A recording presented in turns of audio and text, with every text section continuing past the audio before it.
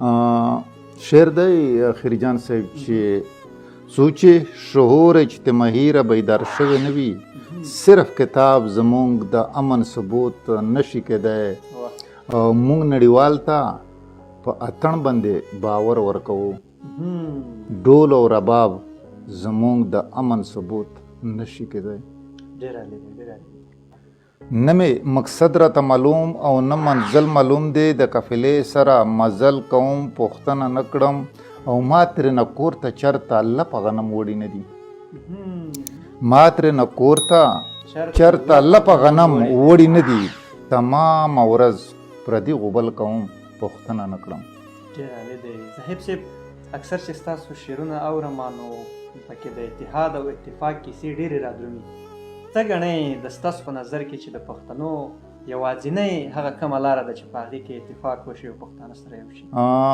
موږ چې اتحاد غواړو د پښتنو اتفاق غواړو د څه دپاره غواړو خو د دې دپاره غواړو چې امن راشي او موږ هم د دنیا د خلکو غوندې پرمختګ وکړو او ښکلی او ښایسته او پرسکون ژوند تېر کړو. ستاسو دریځ دا دی چې باید یو شي پښتانه او بیا اوس مسله دلته دغه ده چې مونږ چې یو کېږو نو څنګه به یو کېږو ځکه چې هر پښتون په خیل خیل تقسیم دی او هر پښتون د ځای په ټکي باندې تقسیم دی نو دلته زمونږ سوچ انفرادي دی.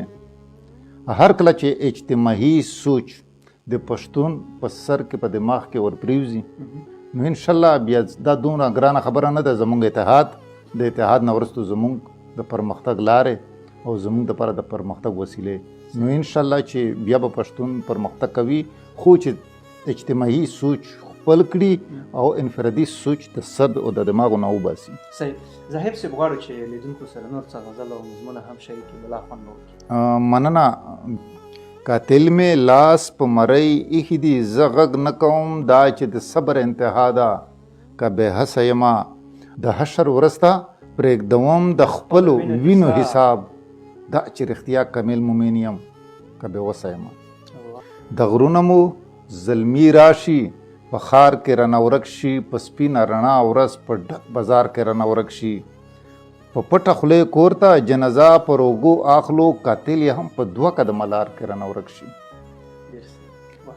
مننه. یو غزل دی خیرجان صاحب لکه ماشوم خا په ښکاره ځان له دوکه ورکوم لکه ماشوم خا په ښکاره ځان له دوکه ورکوم د خپل سیوري په اسرا ځان له دوکه ورکوم.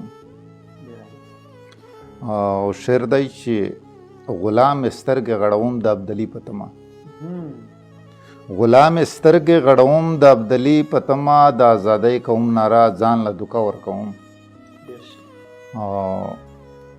یو ځل په اور سوی یم بیا د لمبو منځ ته ورځم یو ځل په اور سوی یم بیا د لمبو منځ ته ورځم لکه سکاره په دوباره ځان له دوکه ورکوم. او لکه شادو زنځیر په غاړه د لرګي په ټوپک لکه شادو زنځیر په غاړه د لرګي په ټوپک مدام د بل په اشاره ځان له دوکه ورکوم. او شعر دی چې خلک د ښار و منځ ته ځي پکې خوبان لټوي خلک د ښار و منځ ته ځي پکې خوبان لټوي او زه ښکلي غواړم په صحرا ځان له دوکه ورکوم زه ښکلي غواړم په صحرا ځان له دوکه ورکوم. شعر دی خیرجان صاحب چې د بل دپاره د په خپله خاوره جنګ کړی دی د بل دپاره دی په خپله خاوره جنګ کړی دی پښتونه تل دی په بېننګه خلکو ننګ کړی دی او د ستا غرور ته مې غرور زده و خو نه مې کوو د ستا غرور ته مې غرور زده و خو نه مې کوو ما په خانۍ کې هم ولا ژوند ملنګ کړی دی د ستا غرور ته مې غرور زده و خو نه مې کوو ما په خانۍ کې هم ولا خوی د ملنګ کړی دی د چا د سپین مخ په لمبو مې سوځولی دی ځان ما هم د یو عادت په ژوند کې د پتنګ کړی دی. او شعر عرض دی چې ما ویل هسې نه ستا برند سترګې ماتې وخوري. ما ویل هسې نه، ستا برند سترګې ماتې وخوري. سترګو مې ځکه ستا له سترګو ځنې څنګ کړی دی.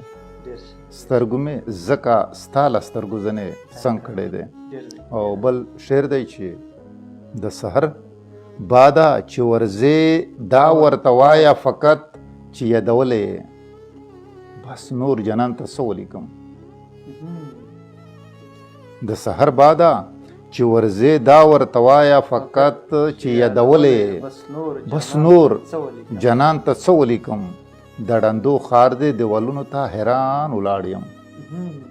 د ړندو خار دی دیوالونو ته حیران ولاړ یم چې نظر نه لري هغو کسان ته څه ولیکم. شعر عرض دی چې هلته 15 جنازې او دلته اتڼ لګیا وي.